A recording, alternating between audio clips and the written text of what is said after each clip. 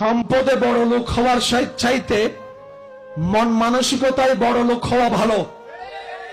সম্পদে ধনী হওয়ার চাইতে মনের দিকে ধনী হওয়াটা ভালো, কারণ যে মনের দিকে ধনী হয় আল্লাহ তাকে সম্পদ দিয়ে ধনী করে, নেক আমল দিয়ে ধনী করে দেয়। সুবহান। অনেকের মা কবরে আছে, অনেকের বাবা কবরে আছে। আপনি যখন নামাজ পড়েন আপনার মা বাবা পার্সেন্টেজ পায়। আপনি যখন কাউকে দান করেন আপনার মা বাবা পার্সেন্টেজ পায়। আপনি যখন রবের জিকির করেন আপনার মা বাবা পার্সেন্টেজ পায়। আপনি যখন এরকম মজলিসে বসে রবকে স্মরণ করেন ওই সওয়াবের পার্সেন্টেজও মা বাবা পেয়ে যায়। তখন মা বাবাকে যখন সেই সওয়াব পৌঁছায় দেওয়া হয়, মা বাবা জিজ্ঞেস করে কে পাঠালো এই নূরের সওয়াব, তখন ফেরেশতারা বলে আপনার সন্তান আও ওয়ালাদিন সালিহিন ইয়াদউ লাহু, ওই সন্তান পাঠিয়েছে। মা বাবা তখন খুশি হয়ে আপন স্টাইলে রব যাকে যেভাবে রেখেছেন সেভাবে রবের কাছে, রবের দরবারে সন্তানের জন্য ফরিয়াদ করে। আমি আমার আল্লাহকে ধরে রাখার মতো ধরে রাখতে জানি নাই, যার কারণে তো টেনশন আমাকে স্পর্শ করেছে।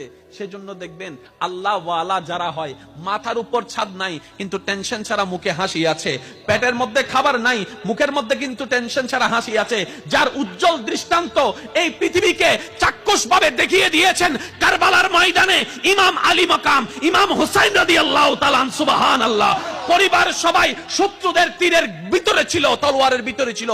কাফেলার মধ্যে খাবার নাই কিন্তু মুখে কোনো টেনশন নাই, পানি নাই কিন্তু মুখে কোনো টেনশন নাই, পরিবার শহীদ হচ্ছে মুখে কোনো টেনশন নাই। জগৎ জিজ্ঞেস করে ও ইমাম হুসাইন এই কঠিন মুহূর্ত আপনি এত খুশি মনে আছেন কিভাবে?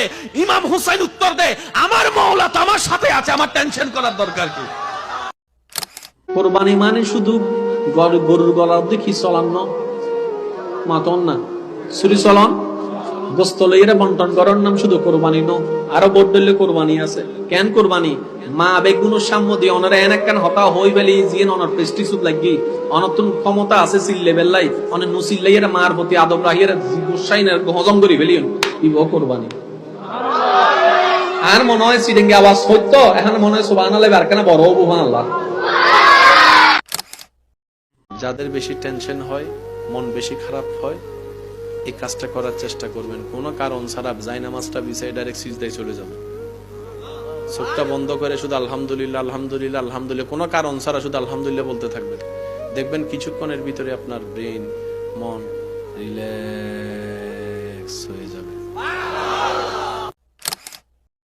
আপনি যখন আজকে এই জমিনে সিজদা দিচ্ছেন, যে কপালটা দেখছে সবাই মাটিতে লাগছে, নাকটা মাটি ছুঁয়ে যাচ্ছে, হাতটা মাটিতে লাগছে, নবী রাহমাতুল লিল আলামিনের উম্মত হওয়ার সুবাদে আল্লাহ তাআলা আপনাকে আমাকে এমন দয়া করেছেন, আপনি সিজদায় গিয়ে কপাল লাগাচ্ছেন মাটিতে, সবাই দেখছে। রব বলে যে না, আমার বান্দার কপালটা মাটিতে নেই, আমি রবের দরবারে, আমি রবের দরবারে। আপনি যখন ফিস ফিস করে সুবহানা রাব্বিয়াল আলা বলছেন, হয়তো আপনার সেই আওয়াজের শব্দের উচ্চতা, সেই আওয়াজটা, সেই শব্দের উচ্চারণটা পাশের জন হয়তো শুনতে পাচ্ছে না। রব বলে যে দেখ জিবরাইল, তুই জিবরাইল সিদরাতুল মুনতাহা পর্যন্ত তোর সীমানা শেষ, কিন্তু আমার বান্দার আওয়াজ দেখ সুবহানা রাব্বিয়াল আলা আরশ পর্যন্ত শোনা যাচ্ছে। নবীর প্রেম ছাড়া যাবে, যাই হোক আল্লাহর উপর বিশ্বাস ভরসা হারা যাবে, যাই হোক আল্লাহর উপর রাগ করা যাবে, যাই হোক আল্লাহর উপর নারাজ হওয়া যাবে, যাই হোক হতাশ হওয়া যাবে না। জন্মগ্রহণ যখন একবার করছো বাঘের বাচ্চার মতো লড়ে যাও। যে নিজেকে সম্মান দিতে জানে না, সৃষ্টি তাকে কখনো সম্মান দেয় না। যে নিজেকে মূল্যায়ন দিতে জানে না, সে কখনো মূল্য পাওয়ার কোনো অধিকার। আগে নিজেকে সম্মান দিতে হয়।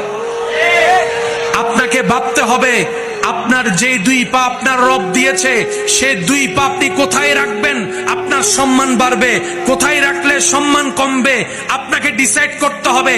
উদাহরণ দূরে এতটুকু দেই, যদি পাটা মসজিদে রাখেন সম্মান, বলেন সম্মান।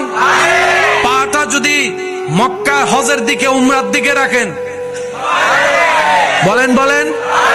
আর পাটা যদি মদের দোকানের দিকে যান, সুদের দিকে যান, ঘুষের দিকে যান, মারামারির দিকে যান, জুলুমের দিকে যান, ফিটাফিটির দিকে যান, অত্যাচার করার দিকে যান, আমাদেরকে একটু বুঝতে হবে কোন দিকে গেলে ইজ্জত বাড়বে, কোন দিকে গেলে ইজ্জত কমবে।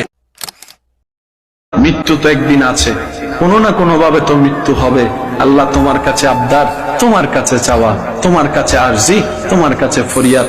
মওলা গো, হয়তো দাঁড়িয়ে মৃত্যু হয়, কারো বসে হয়, কারো শুয়ে হয়, কারো হাঁটাই হয়, কারো ব্যবসায় হয়, কারো চাকরিতে হয়, কারো কোনো না কোনো কারণে হয়। আল্লাহ গো, তোমার কাছে চাওয়া, মৃত্যু যেহেতু একদিন হবে, আমার মৃত্যুটা এমন ভাবে দিও, আমার হাঁটুটা ভেঙে থাকবে, আমার কোমরটা ভেঙে থাকবে, কপালটা তোমার দরবারে সিজদায় থাকবে, কপালটা তোমার দরবারে সিজদায় থাকবে। মওলা গো, আমার জবান থেকে সুবহান রাব্বিয়াল আলা বলে তোমার প্রশংসা বের হতে থাকবে। আমি নামাজের জগতে হারিয়ে যাব, তোমার কুদরতে কদমে সিজদায় লুটে পড়া অবস্থায় আমার জানটা যদি বের হয়ে যায়, আমার এই জান যাওয়াটাও আমার জন্য নিয়ামত হয়ে যাবে। সুবহান। জীবন চলার পথে কারো শরীর নিয়ে, চেহারা নিয়ে, অঙ্গ নিয়ে হাসি ঠাট্টা করবেন না। কে দেখতে কেমন, উত্তর একটাই, তাকে তার রবের যেমন দেখতে পছন্দ হয়েছে রব্বুল আলামিন তাকে সেইভাবে বানিয়ে দিয়েছেন। সুবহান।